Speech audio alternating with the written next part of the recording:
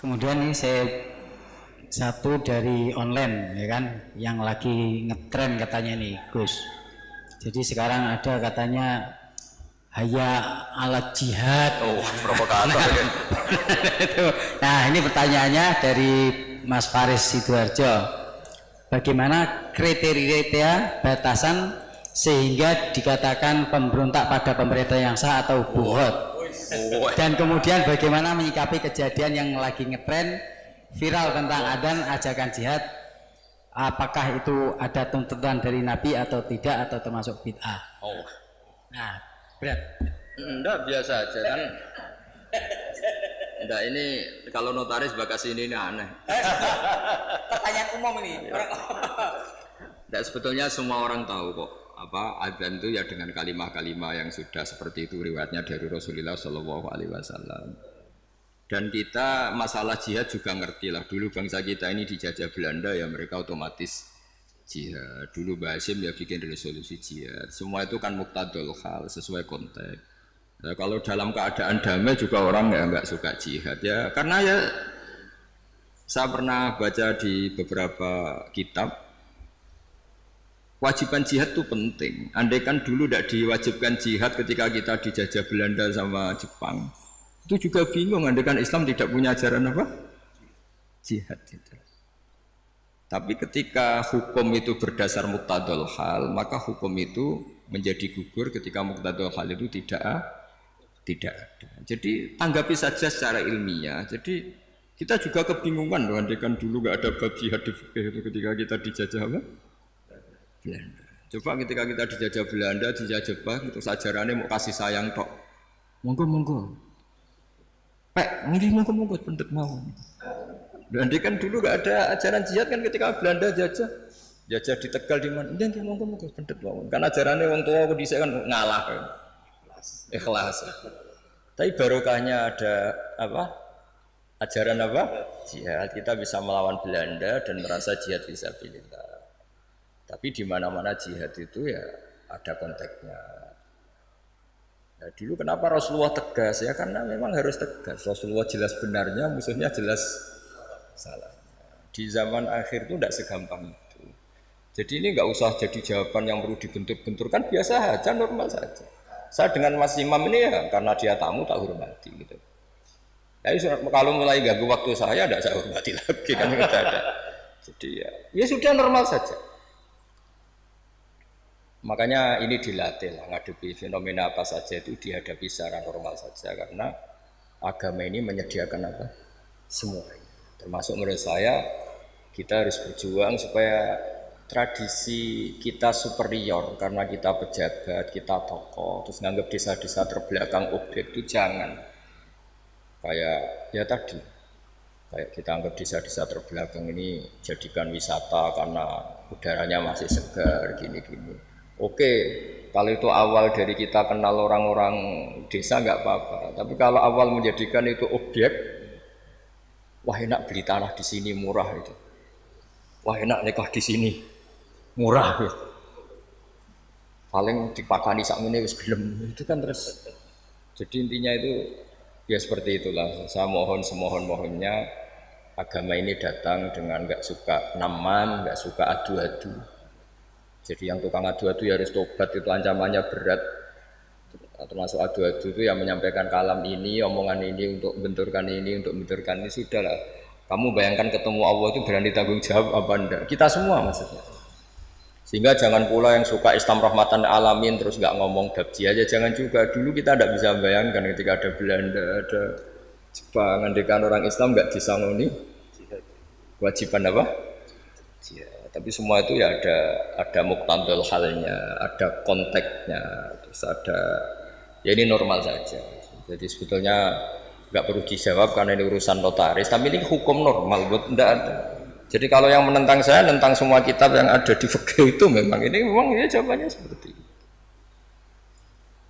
Yang jelas itu ya sudah ya. Kita ingin rohama bainahum, ingin saling mencintai, saling melengkapi, saling menghormati. Dan semua kita doakan apa wamahdina fiman itu sampai apa dan seterusnya Dan selalu guru-guru kita, Mbah Mun, bapak saya itu kalau setiap ketemu orang, ketemu kelompok tertentu itu mesti doanya Allahumma alif baina qulubina wa aslih dzata bainina, supaya kita itu baik-baik saja. Karena menyatukan hati itu ya tidak gampang. Rasulullah yang kekasihnya saja dingendikani pangeran, aku sendiri Muhammad yang menyatukan hati antara Aus dan Khazraj. Lau anfaqta ma fil ardi jami'an ma allafta baina qulubihim walakinnallaha allafa bainahum. Jadi kalau ingin Indonesia damai, semua wali maupun tidak wali, apalagi yang jabat ini harus berdoa. Yang bisa mendamaikan itu hanya kersane Allah. Kita tidak bisa. Bupati, wakil bupati, roto-roto ya seangkatan, bariku ya taruh. Itu sudah sunnatullah. Jadi artinya makanya di antara sifatnya Nabi di beberapa kitab dulu itu apa? Mengumpulkan api dan salju. Ketika Ka'bul Akhbar dan banyak peneliti Taurat itu ngerti Nabi punya sahabat yang bernama Abu Bakar yang dingin sekali, dan punya sahabat Umar, itu yang dimaksud. Jadi mengelola hatinya orang itu. Apalagi ngelola 2 istri atau 3 istri dari zaman itu susahnya. Iya itu kan ya ilmunya dapat. Jadi saya mohon sekali lah bahwa kita harus sering berdoa, Allahumma alif baina qulubina wa aslih dzata bainina. Dan kita disatukan oleh Indonesia. Semuanya anak bangsa harus kita hormati. Kita harus ingin Indonesia ini baik, lebih baik, karena PR kita ini banyak sekali. Jangan dihabiskan untuk hal-hal yang ya, jadi saya mohon sekali. Jadi ya sudah seperti itulah, nggak usah ini bukan jawaban saya, jawaban nurani seluruh bangsa Indonesia, seluruh bangsa dunia. Itu kan ya normal, ini kan sudah. Sebenarnya nggak perlu dijawab, sudah normal, ini normal sekali. Kan ada saja. Lah ini ku mawon kula niku. Udah ini sudah selesai. Selesai. Lah niku tasih setunggal malih. Oh iya. Ya.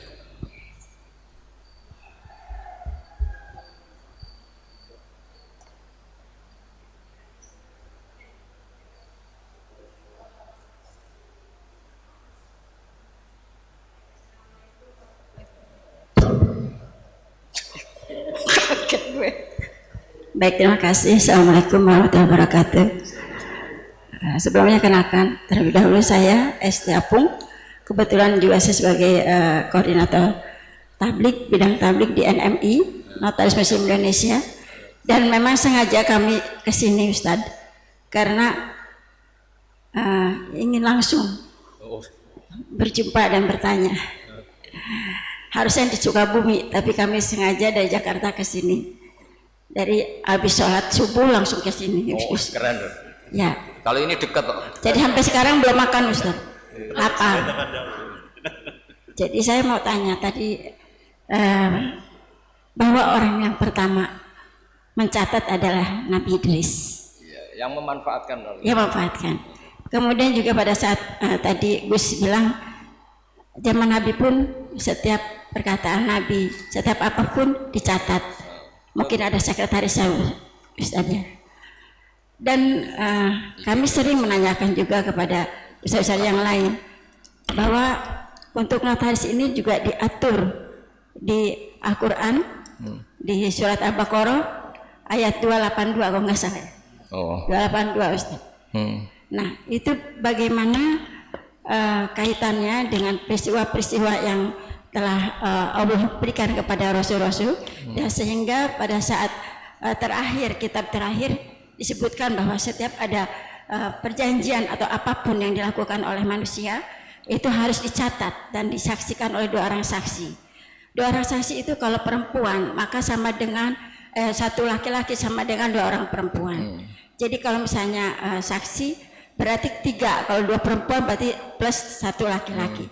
Sementara kalau di dalam kehidupan kita sekarang, karena berdasarkan undang-undang nasional, saksi itu mau laki mau perempuan sama, Gus. Nah, bagaimana menurut pandangan Gus? Terima kasih. Assalamualaikum warahmatullahi wabarakatuh. Assalamualaikum warahmatullahi wabarakatuh. Namanya siapa? Ayo balen ibu tadi MC ora jelas. Jadi tadi pertanyaannya Gus, intinya tentang masalah persaksian dalam suatu akad. Di situ kan mungkin idza tadayantum terus di situ bisa hadatain, nah dua orang saksi. Nah, undang-undang jabatan notaris itu mengatur bahwasanya ketika ada suatu transaksi itu cukup dengan dua saksi, mau itu perempuan-perempuan maupun laki-laki dua. Nah, sementara tadi yang beliau ketahui di ngaji-ngaji di pengajian, kalau seandainya saksi perempuan harus dua, kalau seandainya mewakili laki. Begini ya santai mawon ya. Niki biasa nderek Mbah Mun, kemarin sudah ke saya provokasi. Santai mawon gini ya, ini termasuk di antara kesalahan kita kadang bandingkan hukum fikih Islam dengan tatanan modern. Sebetulnya masalahnya harus ekstrim itu gitu. Karena sesuatu yang nggak perlu dibenturkan ya nggak usah dibenturkan, ya biasa aja. Hanya biasa aja begini. Sebetulnya ayat itu kan ada terusannya farajulu wa mra'atani mimman tardona minasyuhada. Ukurannya apa? Misalnya antadilla ihdahuma fatudzakkira ihdahumal ukhra. Jadi Abu Hanifah itu sangat longgar dalam bab usul fikih. Jadi yang diceritakan Quran itu tentu kondisi ideal versi yang paling baik, versi yang paling dapat ridha Allah. Tapi selalu saja, saya ulang lagi, selalu saja ada ruang di mana orang-orang ahli fikih bikin kaidah ma la yudraku kulluh la yutraku kulluh. Jangan kalau tidak bisa ideal terus sama sekali. Jadi kalau tidak bisa a'lal kamalat, jangan sampai tidak di adnal kamalat. Misalnya begini, kalau nuruti ideal, saksi itu harus adil. Adil itu orangnya nggak pernah dosa besar, nggak sering dosa kecil. Mana ada orang sekarang seperti itu? Terus saksi itu orangnya harus begini-begini.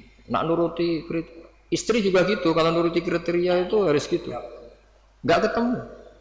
Li jamali harus cantik, wamali harus punya uang, harus punya nasab, punya agama. Pasti yang seperti itu tidak mau sama kamu kan gitu. Jadi, nah lalu inti daripada kesaksian itu qat'un niza.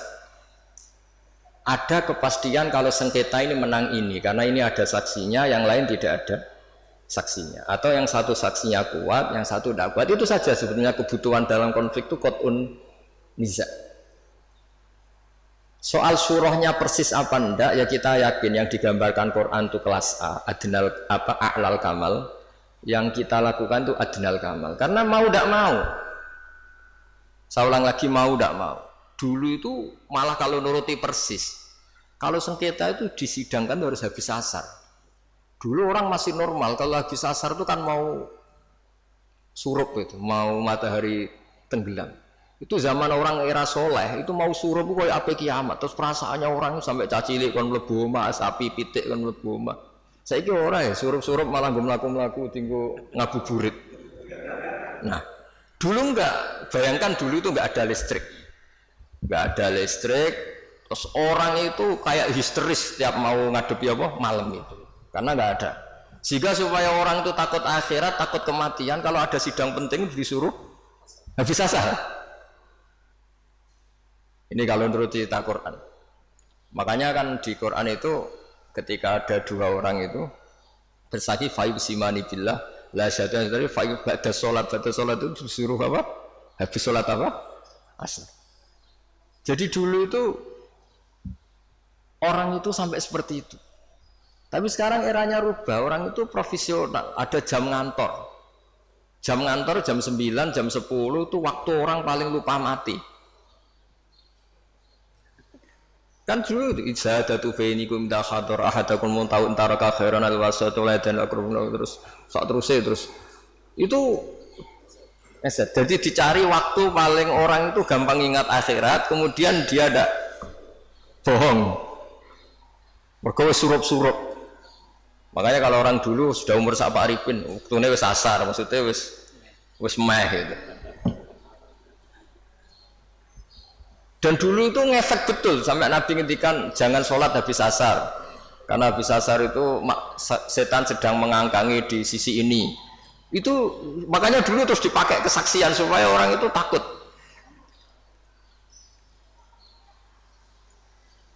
Nah, makanya saya cerita nggak perlu benturkan hukum fikih Islam dengan hukum negara, tapi kita juga jangan mengatakan terus sudah saatnya meninggalkan fikih Islam malah keliru lagi. Kita katakan tadi al-maisur la yasqutu bil ma'sur, yang bisa dilakukan ya dilakukan, yaitu tadi inti daripada kesaksian itu kan ada qat'un niza tadi. Kalau ada percekcokan ya kita tentu mihak yang punya saksi daripada yang tidak punya saksi, yang saksinya adil daripada yang saksinya fasik, yang saksinya banyak daripada yang saksinya sedikit. Ya sudah, itu yang apa ya, maksimal yang bisa kita ketahui. Bisa saja indallah sebetulnya salah, kebetulan ini saksinya adil, ternyata adil pesanan. Sudah didesain sedemikian, diset sedemikian rupa, dikondisikan terus. Ya kita tidak pernah tahu, makanya Saudara Rasul ketika kamu berdebat di depan saya, jangan-jangan di antara kalian cara berargumentasi lebih meyakinkan. Kemudian saya menangkan, sebenarnya ketika saya menangkan dan kamu salah, sebetulnya Pak, kamu tak kasih neraka gitu. Dan Nabi ngendikannya dengan penuh, ya Nabi punya karisma sehingga dulu tuh wong ape bodoh niku sorak sido, saking wibawanya Nabi. Nah, sekarang nyari kodi yang wibawa kayak Nabi kan tidak mungkin. Malah kodi ini wedi pesakitan yang mergo orderan misalnya kan ribet. Tapi jangan pula katakan gak usah ada kodi ada adil, malah karu-karuan dunia ini. Ya tadi kaidahnya Mbah Mun, semua ulama itu malah yudroku kulluh la yudroku kulluh. Saya sering disewani santri atau masyarakat, Gus kula badhe pegatan, bojoku ucur wewet judes ngene-ngene. Terus ketika tak bedheki gini rata-rata sudah pegatan. Enak endi keceluk di bojo ambek keceluk duduk. Isin ndi kira-kira. Isin duduk wis gitu. Wong lanang ngrati bojo iki ribet. Yo wis ora usah pegat. Paling gak ngamanno kowe status keceluk wong lanang di bojo gagah. Senajan nek ning omah diamuki ya ora usah mulai pada kono turu mulai. Jadi tadi apa malayudroku kulluh la yudroku kulluh. Jadi kesaksian itu kan gunanya itu tadi, kalau ada sengketa hakim ini gampang mihak mana kan. Ya sudah, kalau notaris itu nganggap perempuan ini cukup dalam kesaksian, ya sudah itu katakan hukum notaris. Tapi apa itu menghilangkan hukum Islam apa? Nggak usah gitu, itu nanti memicu. Senengannya kok memicu gitu. Ya kira-kira gitu ya. Masih ada waktu, Gus. Satu Aman lagi. aja cerita. Ya kan enggak. Ya enggak apa-apa ya terus. Oh itu masih ada itu. Silakan. Karena yang hadir itu spesial ya, jauh-jauh. Oh iya.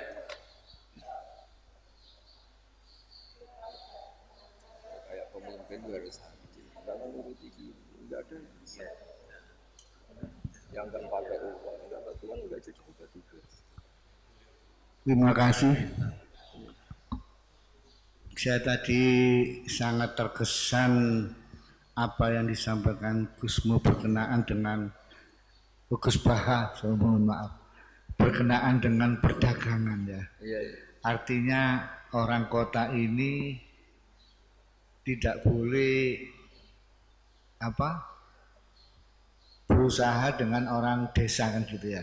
Dengan catatan ada kekhawatiran orang kota yang punya ilmu dan sebagainya ini merugikan orang-orang desa.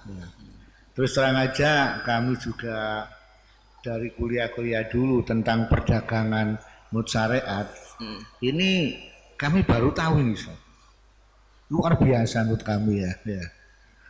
Dengan apa yang saya sampaikan tadi ini ya. Dan fenomena di masyarakat ini real memang ya. Kita tidak bisa menutup mata ya, bahwasanya perdagangan orang desa dengan orang kota ya, ini akan ada yang dirugikan, yaitu orang-orang desa, kecuali orang kota tadi ini betul-betul memegang syariat ya. Yang ingin kami tanyakan Ustaz ya, bagaimana kita ini bisa berdagang ini menurut syariat kan ya.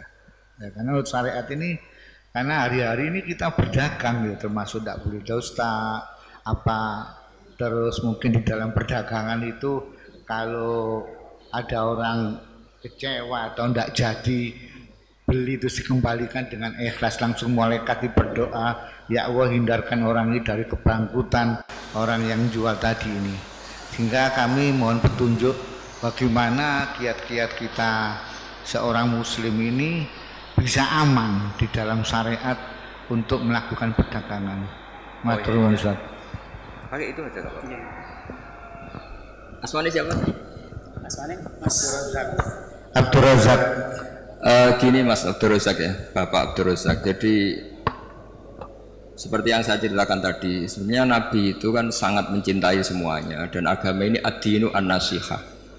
Awal orang desa ngerti kota ya barokahnya orang-orang kota itu. Tapi ya diharapkan oleh Nabi perjumpaannya itu bukan perjumpaan kepingin ngakali, tapi memang ingin menambah atau transfer ilmu lah gitu. Kalau niatnya gitu bagus, karena ad-dinu an-nasihah, agama ini nasihah, maksudnya nasihat itu berkomitmen baik kepada orang desa atau pada orang apa lain. Coba sekarang kok tidak timpang gimana ya? Di kampung itu ada hukum sosial yang bagus, misalnya buruh itu ya buruh, mengumpulkan uang dari kota maupun dari buruh ke orang lain supaya kuat beli tanah tetangganya yang harganya paling 20 juta 15 juta dan menaikkan kasta hidupnya. Tahu-tahu orang-orang kota mentang-mentang punya uang 1 miliar 2 miliar, tanah di kampung itu sudah diborong, padahal miliknya orang Gunung Kidul diborong orang, enggak diapa-apain. Nah ini buruh-buruh kampung situ yang ingin beli hanya corong Jawa nempel, hanya ngambil kaplingan saja tidak mampu, karena setelah dimiliki orang kota enggak akan terjual lagi selain harganya apa? Jadi itu dulu kalau zaman Sayyidina Umar ada orang beli tanah luas kok enggak digunakan, itu disita oleh negara. Harus dipaksa digunakan atau dipinjamkan atau apalah, yang penting tetap apa? Manfaat. Jadi kalau sampean tanya gimana supaya perdagangan itu jalan, ya tadi yang terpelajar ini kalau ngajak wong desa ya niati ya tadi ya transfer ilmu, transfer peradaban, bukan malah ngakali tadi. Sampean cari di hadis Sahih Muslim itu ada itu bab itu jelas ada nah Rasulullah antalak birruban. Ada teks bagian bentuknya ngendikan la yabi hadirun libadin. La yabi, jangan sampai orang yang terpelajar ini transaksi sama orang apa bedui. Tapi dalam konteks yang niatnya ada baik. Tapi kalau niatnya baik, di mana-mana kalau yang dilarang ya tentu yang tidak baik. Tapi kalau niatnya transfer ilmu kayak tadi, wisata ke orang pedalaman, tapi niatnya awal dari pembelajaran ya benar. Nah, niatnya gue tontonan tok. Malah ketika mereka terpelajar, wah di sini kena api, ono manusia pohon sekarang sudah ada indah. Itu kan kurang aja betul. Sama-sama anak bangsa, sisi tok penonton, yang satu jadi objek itu kan ngawur betul itu. Ya kira-kira seperti itu. Yang penting tadi ad-dinu an-nasihah. Agama ini adalah apa? Nasihat. Nasihat itu berkomitmen kalau hubungan dengan orang lain niatnya supaya orang lain itu lebih apa? Baik, tidak menjadi korban. Ya saya demikian Mas Rusak. Saya satu Pak tambahan. Oh iya. Iya enggak apa-apa. Terima kasih waktu yang disampaikan kepada saya. Saya melihat judul ini Ustadz dengan iman dan amal soleh menuju Indonesia. Sebenarnya judul ini mantap ya. Bobotnya iman dan amal soleh, sehingga kalau kita lihat di dalam ajaran agama kita ya, judul iman dan soleh itu dikategorikan oleh Allah sebagai sebaik-baik makhluk ya. Dan mereka dalam hidup dan kehidupannya nanti tidak akan rugi ya. Lantas gimana Pak? Sekarang banyak kaitannya dengan kita selaku notaris ini dan dikaitkan dengan masyarakat luas. Kondisi Indonesia banyak yang mengatakan sudah dasarnya iman dan soleh. Semuanya umat Islam melaksanakan dan melakukan berjuang untuk iman dan soleh. Tapi dalam kehidupan sehari-hari masih demikian kondisinya. Ya ini gimana ya Pak? Penjelasan dan supaya ini tepat sasaran ini. Begini ya, jadi perasaan saya juga perasaan semua orang seluruh dunia. Jika orang itu digerakkan oleh roja itu harapan kepada Allah, maka kita ini akan baik-baik saja. Dulu kita ditunggui Rasulullah SAW, itu tentu kita dalam kondisi terbaik. Sebagaimana hadis khairul qurun qarni, sebaik-baiknya generasi tentu yang saya tunggui, kata Nabi. Dan kemudian ada merosot, dan ini normal. Masa ditunggoni Nabi, pada ditunggoni Pak Imam kan orang mungkin gitu. Masa ditunggoni Wali Songo, pada karo tunggoni Pak Arifin kan orang mungkin. Makanya kandekan ini merosot ya saya senang saja. Masa ditunggoni Nabi, be ora podo wae kan. Tapi kita harus berpikir optimis begini. Nabi itu memang figur yang luar biasa. Kadang-kadang ngendikan ma min yaumin illa ba'dahu syarrun minhu. Tidak ada hari kecuali trennya lebih buruk. Tapi jangan kira Nabi hanya ngendikan begitu. Nabi juga sering muji kita. Tuba liman amanabi walam yaroni. Cek bejane orang yang sebetulnya tidak menyaksikan saya langsung, tapi berusaha meniru saya. Ini kan luar biasa. Kita nggak dididik Nabi, nggak dididik sahabat, nggak dididik Wali Songo, mau dididik ustad. Kadang dididik modin, wis gelem sholat, yo madhep ngulon, yo patang rakaat nak duhur, itu sudah luar biasa. Jadi bahkan sebagian riwayat itu Nabi ngendikan sab amarat ketika ngendikan tuba liman amanabi walam yaroni. Hebat betul orang yang iman kepada saya, sebetulnya dia tidak melihat saya. Bahkan Nabi pernah cerita, ini supaya sampean optimis. Asmane siapa? Pak siapa? Mukhtar ya? Ya Pak Mukhtar. Nabi itu pernah cerita begini Pak Arifin, siapa orang terbaik dari kalian yang paling iman? Terus kata sahabat, ya kita. Cara Jawa gini, bangkune kowe ora apik, wong roh aku tak didik aku. Ya roh ajarlah kamu baik, tak didik saya langsung. Ya malaikat yang di aras, kata Allah, wahai malaikatku, wajar dong kamu iman sama saya, wong kamu penjaga aras, tahu surga, tahu neraka. Akhirnya yang dipuji oleh Allah, oleh Rasulullah siapa? Orang yang surga ya tidak tahu percaya surga, neraka tidak tahu ya percaya neraka, apa saja percaya padahal tidak tahu. Ya kita ini. Jadi nanti kalau kita ketemu malaikat-malaikat penjaga neraka atau penjaga surga itu ya punya sisi yang kita keren. Malaikat kamu percaya ada neraka? Ya tahulah, usaha penjaganya. Saya dulu gak tahu saja percaya. Saking imannya pada Rasulullah Muhammad SAW. Artinya kita juga punya sisi top. Wong ora roh kok iman itu kan luar biasa. Jadi ini supaya optimis ya. Jadi dulu Indonesia terkenal Buddha, Hindu, dan kita dulu minoritas. Lama-lama sekarang mayoritas, bukan sekedar mayoritas, bahkan memimpin. Rata-rata presiden, pejabat ya muslim. Ya trennya tetap naik. Kecil saya itu orang yang jilbaban hanya keluarga kiai. Sekarang satu kampung hampir jilbaban semua. Ya kita berpikir optimis lah, jangan yang pesimis. Jadi kalau trennya ya enggak coba. Dulu rata-rata pejabat kayaknya rapati sholat.